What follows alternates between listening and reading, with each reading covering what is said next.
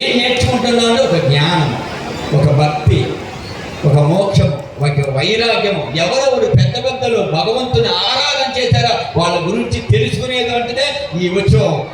వెంకట శ్రీను ఆ గోవిందుడి ఆ ఇస్కాన్ ఆలయ ప్రభు పాదకులు ఈ సంస్థను స్థాపించిన తర్వాత ఎంత భక్తులు ఆ భగవంతుని ఆరాధన చేస్తారో వాళ్ళ గురించి తెలుసుకుంటే మనం కూడా మార్పు వస్తుంది. అయితే ఈ ఉత్సవం మనమంతా జరుపుకుంటున్నాము. యువకులైనటువంటి మీరందరూ మనలో వచ్చేటువంటి మార్పునంతా పక్కన పెట్టి ఒక నామాన్ని సాధన చేసుకుంటూ పోతూ ఉంటే అది రామనామం కానీ, కృష్ణనామం కానీ, వెంకటేశ్వర స్వామి నామం కానీ, ఏ నామం కీర్తినా ఆ శ్రీహరి చెంతగా మనమందరూ చేరుతామని వాళ్ళ గురించి చెప్తున్నాం. ఓం నమో వెంకటేశాయ. ఈ కార్యక్రమానికి హరే రామ హరే రామ హరే రామ హరే హరే కృష్ణ హరే కృష్ణ హరే కృష్ణ హరే కృష్ణ రామ రామ హరే హరే. కృష్ణుని కొలిచిన హరే, రాముని కొలిచిన హరే, వెంకటేశ్వర స్వామి కొలిచిన హరే.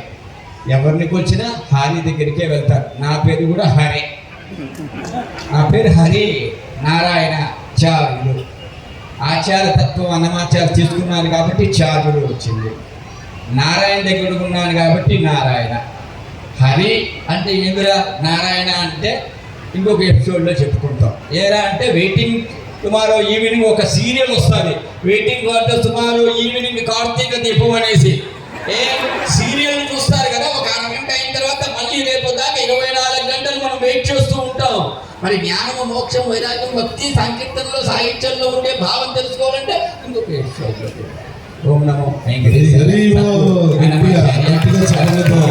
చాలా గట్టిగా